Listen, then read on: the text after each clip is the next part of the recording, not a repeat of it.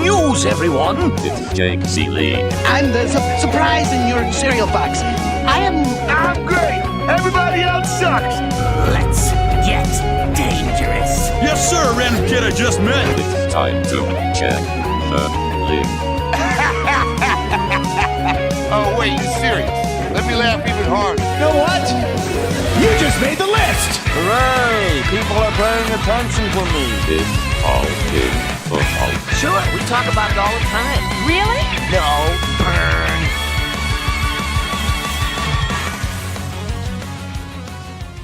What is up, you ducks? It is week 14, week 15 / look back / look ahead / early waivers. Lots of slashes and maybe slashing your chances of being in the playoffs. And if you're in the playoffs, because if you have a living quarterback, you might be doing okay. Otherwise, you look at like, hey, it was fun. We got more quarterbacks that we never thought we'd see this year starting in the NFL, but that's what we are at this point.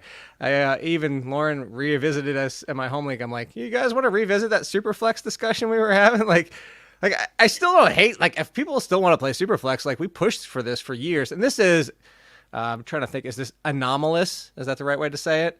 Because it is. And anomalous is that this is like the quarterbacks we've lost this year and quarterbacks we've had to have start is ridiculous, honestly. The fact that we're talking about Joe Flacco is a thing.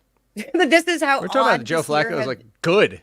Yeah, thing. And Jake Browning. I mean, I cannot believe we're here. This is what's Who left the happening game. in 2023. But apparently he should be okay. He should be okay. But if anything, I can't even keep up.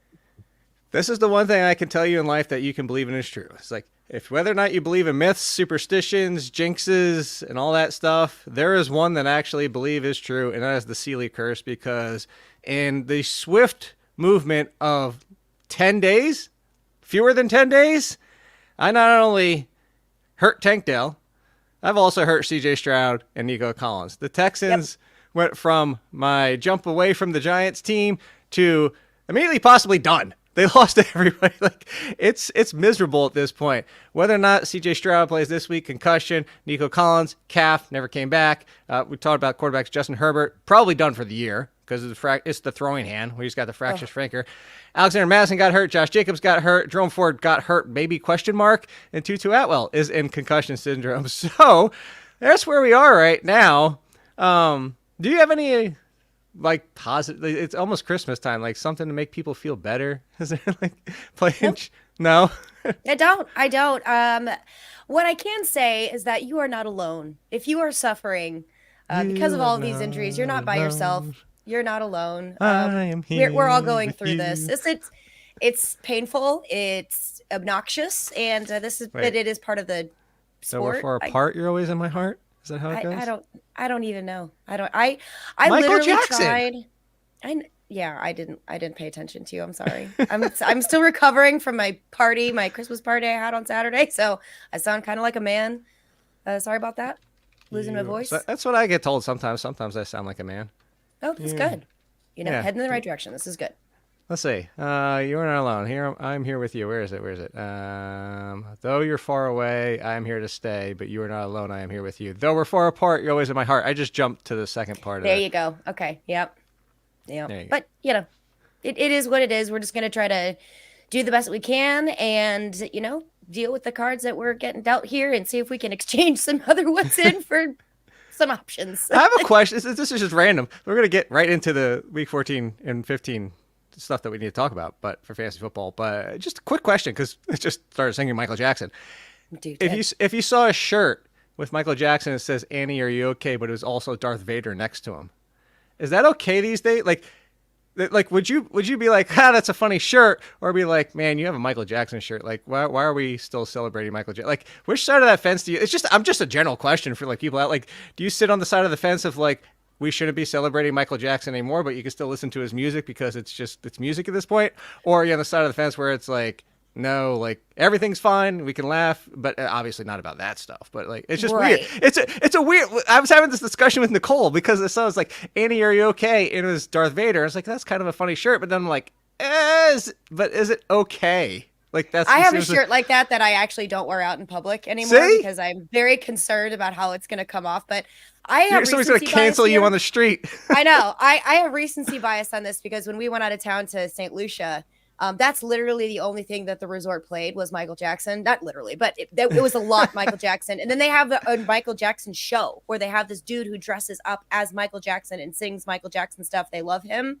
So I don't know. I wouldn't personally, but I think it would be the generation that you're in would react differently to it. I don't know. That's a really good question. I'm not sure. We have to put that on a poll. Like, can you wear a Michael Jackson can you wear t-shirt? this? Yeah. So anyway, let's circle back. If let's say CJ Stroud somehow plays in week 15, I mean, they're probably going to see if he can clear and get ready and get out there. But let's say Nico Collins' calf does not let him play. And now we're down to, oh God, it's Noah Brown, Xavier Hutchinson, and dudes. Is CJ Stroud etc. Well, that's the thing. Like, we were already saying, look for a new quarterback last week. And I don't think anybody on our show, when we talked on Sirius XM on Saturday, was expecting it to be that bad. Part of it was the injury, but I mean, nobody was expecting it to be that bad up until that point. Houston this week, by the way, reminder, everybody, 3-game slate on Saturday. 2 straight weeks of Saturday games. You got a lot of fun to deal with there. So actually, is it 3 straight weeks of Saturday? Anyway, point being, Houston heads to Tennessee. Would you start CJ Stroud? I know this is way early. We're not talking ranks usually, but just as like this, we can loop this into concerns, because usually at this point of the year, we don't talk a lot about concerns because they're on your team, can't make trades. What are you going to do at this point? But if CJ Stroud is your quarterback, let's put it that way. Would you go, as of today, Lauren, here, I'm going to get a tough toss-up for you. CJ Stroud with no Nico Collins in Tennessee, or Joe Flacco at home against the Bears? Wow. Yeah. I would go Joe Flacco. I think I would lean Joe Flacco there. Because honestly, what's the difference between... I feel weird saying that out loud. No, I mean, Noah Brown, Xavier Hutchinson, and dudes is basically like what Bryce Young has at this point. This hurts my soul. Like, for anyone just listening and not watching, my face just kind of said everything that I feel about this situation, which is not good. I don't like any of this. It's just there terrible. you go. This is what, yeah. All right, so let's move to the Chargers. So there's a couple factors with the Chargers. The fact that you're just like, you almost look like you're frozen, by the way. I know. The Chargers don't have Justin Herbert. We were on, I mean, we played the clip. Actually, thank you, Sirius XM, who pulled the clip so I could retweet the clip after the fact. So a lot of clip words in there. But said that I didn't believe the Austin Eckler talk. I didn't believe that this was going to be the entire game.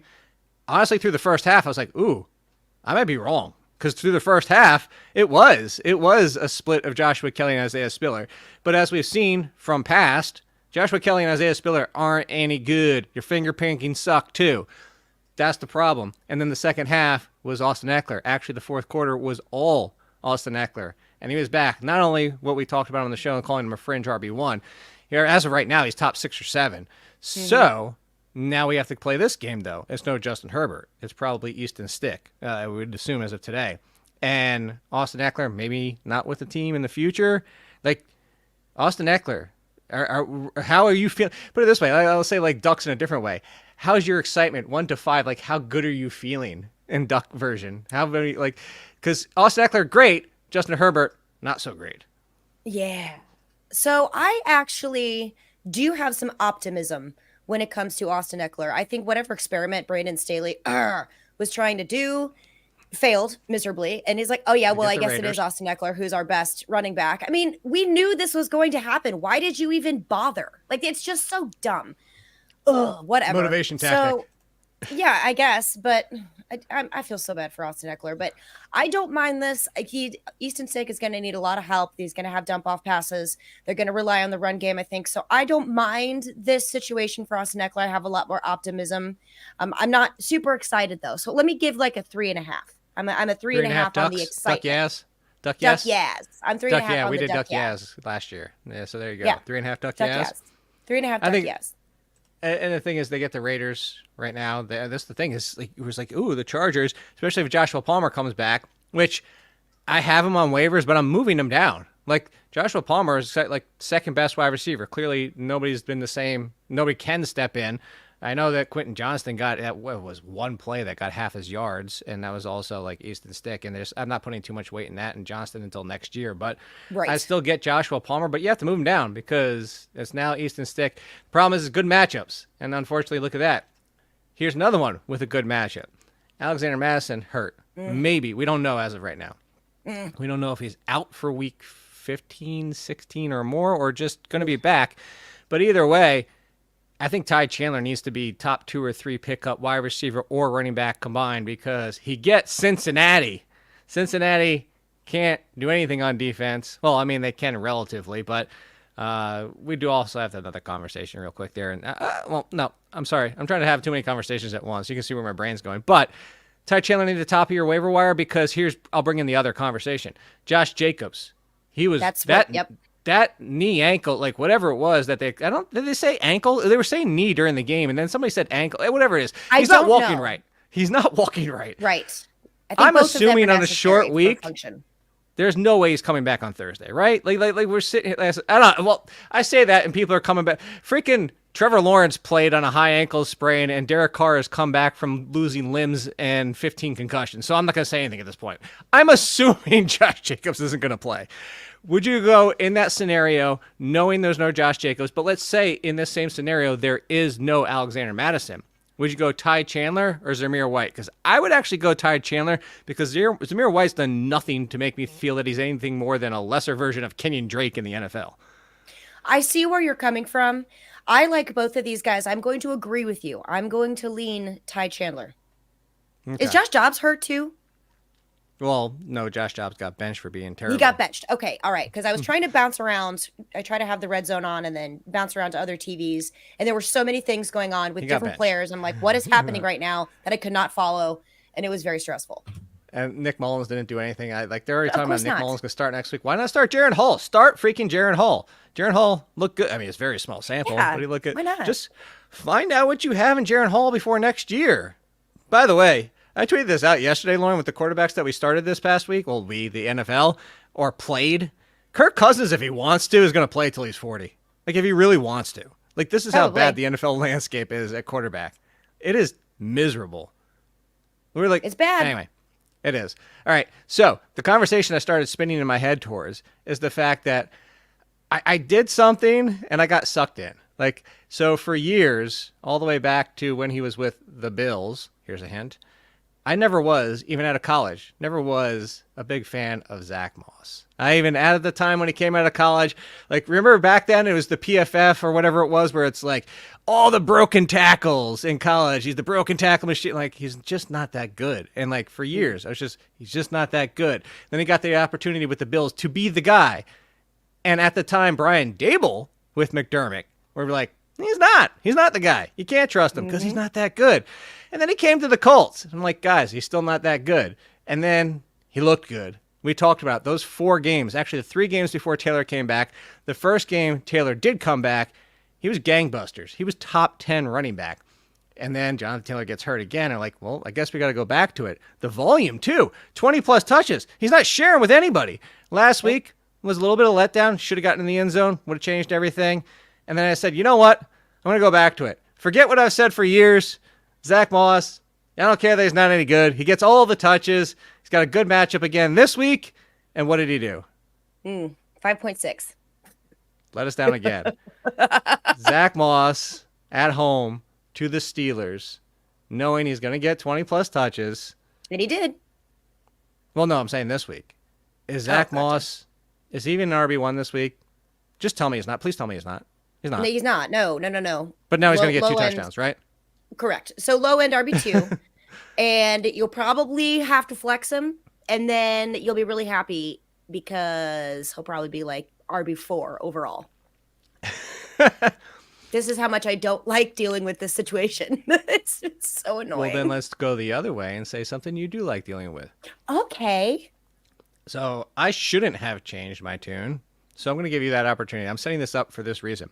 I shouldn't have. I should have stuck with what I knew about Zach Moss. Should have said, I don't care that he's going to get 20 touches. Because similar, it's to Josh Kelly. Remember Josh Kelly, 20 touches? But again, I mean, I'm not faulting me or anybody out there. Like, you can't fault the fact that, like, for 4 games, he looked terrific. There's no denying that. Like, there's no denying he was a top 10 running back in that stretch.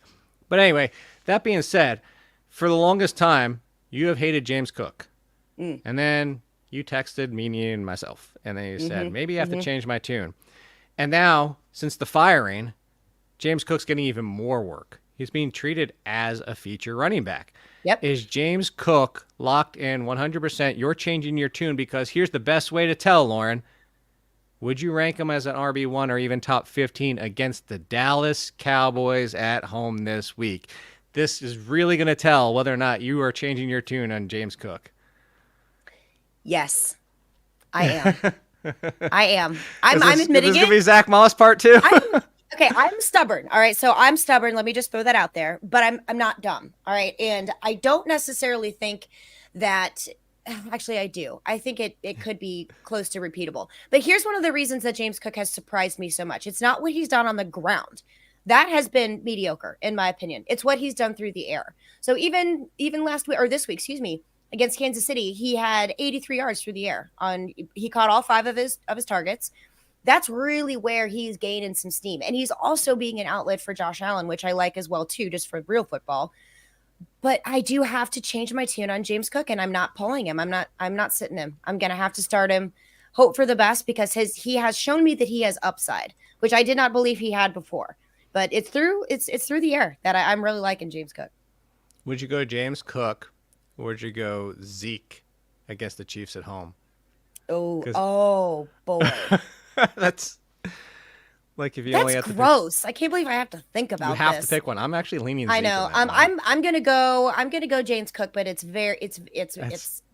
This is one of the ones where I might let the projections just tell me. Like I mean, like I feel like saying Zeke over James Cook. I know because of the game, but also the offense. The offense potentially is trash. It's Bailey Zappi or Matt. Although Zappi against the Steelers, what the freaking hell? By the way, the fact that Trubisky and Zappi are top 12 quarterbacks this week, that tells you all you need to know about the state of the NFL right now. So bad. Like, how are they? What the hell? And that was not the most garbage 20-plus points for a quarterback in Trubisky ever? Like, how? Anyway, I'm sorry. I'm sidebarring on nonsense. I get you. No, I get you. I also think the matchup isn't really in Zeke's favor. I like the Chiefs, so the Chiefs defense is pretty good. Yeah, but where else? They released Ty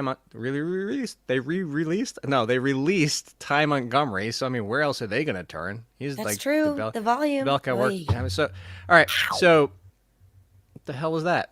I just bashed my knuckle.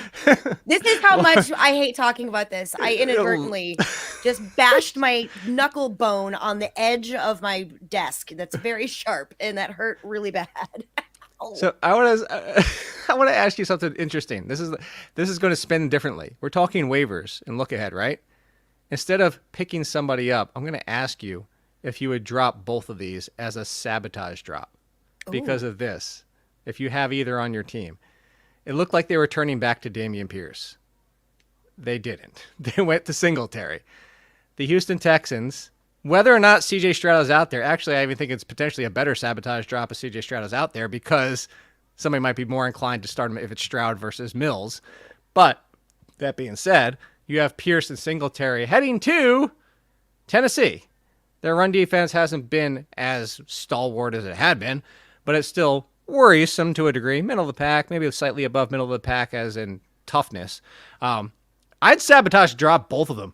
If I was stashing Singletary or Dameon Pierce just for depth, I would take a flyer on Zamir White, drop one of those running backs, hope somebody picks one of them up, hope somebody starts them in week 1 of the playoffs, and watch the flames burn. I don't hate that. I do not hate that at all. I'm all in. Let's do it. See, I just brought our show name into it. I'm in. Let's do it. Let's sabotage drop. I'm in. Let's do it. All right. Then let's talk about 2 running back situations, both for waivers. Well, one's for waivers. Similar situations. One you can do stuff on waivers. The other one you probably can't. So it's Seahawks and Kansas City. Ugh. Seahawks, full split. Kansas City, full split. One is Clyde Edwards-Helaire and Jerick McKinnon are still out there in a lot of leagues. Ken Walker, Charbonnet, they're not. That's why I say you can do one without the other. But that being said, let's assume for Isaiah Pacheco for this conversation, he's out again this week. Look at Kansas City, already brought it up, at New England. Jerick McKinnon, we talked about this on the show, on the Sirius show on Saturday, and I sat there, it's like, Jerick McKinnon is the goal line guy if they go to the goal line. So Jerick McKinnon also in the passing game, but Clyde Edwards-Helaire was getting the touches. If you only had to pick one to grab off waivers, would you get McKinnon or would you get Clyde Edwards-Helaire? I like this question. I'm going to go McKinnon. We talked about this a little bit on Saturday. I do like McKinnon's upside over Clyde Edwards-Helaire because of exactly what you said. Goal line work and his work in the passing game. That is receiving game, I guess I should say. I'm going to go with Jerick McKinnon. And here's the other way I like that, and the extra nugget I'll throw on top is because if Pacheco is back, McKinnon can still have value if you're desperate. That is correct as well. Yep. So that's why I still hold that I would go McKinnon. And then on the Seattle situation, just as an early look ahead at Philly, home against Philly, I don't think you can start either of them in your first round of your playoffs. But would it be Ken Walker though? Because he was getting passing game work too. Like, he was starter quotes. If you have to. If you're in a position where you do have to do that, I would lean Kenneth Walker. But if you can afford to do so, I would move some pieces around and try to bench those guys. The upside just isn't there. Okay, well then let's circle back. I'm going this way. Jerome Ford, like I said, might be out. It was very unclear. Like, what was the injury? If it was an injury, if it was just anyway. Jerome Ford might be hurt. Kareem Hunt is just narrowly at 60%. So technically, for all intents and purposes, we shouldn't be talking about him. But at 60, I'll make the pass because he's still out there in a decent amount of leagues at 60. But he's got the Bears at home. I keep bringing this up. The Bears' run defense is something to worry about. I don't know how many times I have to keep saying this. It's a defense to worry about. It's a defense to say, you know what, I'm going to think twice as a toss-up. I'm not saying, Austin Eckler's facing them, Christian McCaffrey's facing them, bench your studs. No, but they're still the highest stuff percentage since week 5. They still shut down the run. Nobody throws on them. This year, I brought that up. I threw that stat on both On Football on this show and on SiriusXM, that only one wide receiver has even topped 80 yards against them this year. Mike Evans way back in week 2. It's a worrisome defense for what they do. If there is no Jerome Ford, would Kareem Hunt be in the conversation of a Zach Moss, where I know he's going to get all the work? I don't love the matchup, but you might even like his situation a little bit more with Joe Flacco and throw him to the running back. Say, a world where Jerome Ford doesn't play week 15, Kareem Hunt versus Zach Moss. If he does not play, then I would go. I'll go Kareem Hunt. I'll go Kareem Hunt because I think that was. What was that? That's how my brain feels thinking about this. I'm gonna go Kareem Hunt. I'm not gonna like it, but again, I'm gonna liken this to the Jerick McKinnon situation. I think what Kareem Hunt brings to the table as a pass catching running back gives him that upside, even against a pretty stout defense. The Bears, the last 4 weeks, they've only allowed 197 yards on the ground. It's not a lot, so that's not fun. They have allowed 135 yards through the air to pass catching running backs, which I think still isn't that great, but I think that that's where he can make it happen. And I think he can make it happen in the red zone, also known as the end zone, from Joe Flacco. So I'm going to have to go with the upside of Kareem Hunt, but I don't like either of these options. This sucks, but we're going to have to make it. So I'm going to go Kareem Hunt. Ugh. All right. Well, then as we get out of here, kind of a toss-up kind of question here is if you had to pick one backup running back that you would stash at this point, Chase Brown has looked good past 2 weeks. They've been getting more looks. They're getting more looks potentially for next year, but they're still in playoff contention. Well, actually, they're kind of back in playoff contention, so to speak. But Chase Brown, especially on that screen. By the way, the screen game just ate up Indianapolis that week. And maybe something for Jalen Warren, by the way, this week, just to think about. But anyway, Chase Brown, here, you ready? I'm going to list the ones, if you only had to pick one to go stash right now, who would it be? I think there's a clear answer, but let's see what you have to say. It's Chase Brown, okay? Rico Dowdle, or I'm going to throw out a curveball here because it's not a backup. Antonio Gibson with the uncertainty of Brian Robinson. Oh, wow. Think I'll have to go Antonio Gibson, but I don't like it. I'll go Antonio Gibson, Brown, Dowdle. Really? Yes. I'm going Dowdle. I think the Cowboys are done. I think they're in full-blown split mode, and Dowdle is now also He has seen a ton more work, hasn't he? It was a big time now split that I say this that. week. I went to bed early last night and only watched half the game, so I couldn't deal with it. Reconvene later this afternoon. Oh, yeah, 11.2. Okay, yeah, he's starting to get involved. I changed my mind. I'm going Rico. And then, as a reminder for everybody, the waiver column will be out at midnight, so you can actually go through and see how the waivers are ranked and everything like that. But I have a fun question as we get out of here today. I'm going to ask Meanie the same thing on Wednesday. I'll be back Wednesday, 10 a.m. And remember that code all-in gets you 20% off over at FTN. So, you ready for this question? I'm ready. I was having this debate with my buddy. Top 4 teams in the AFC: Ravens, Dolphins, Chiefs, Jaguars. I'm assuming I know it's like, but like I'm assuming the Jaguars are going to be okay because the Jaguars, they do have the Ravens this week, but then they have Tampa Bay, Carolina, and Tennessee. I'm figuring they're okay even with the like recent struggles, and they win. So we're down to 3 teams for the Browns, Steelers, Colts, Texans, Broncos, Bengals, Bills, for 3 teams. I'm putting the Browns in, especially the Joe Flacco, because they also get the Bears, Texans, Jets, and Bengals. You would agree. Whoa. The Browns are in. The Browns are in, right? That's a great matchups. Continue.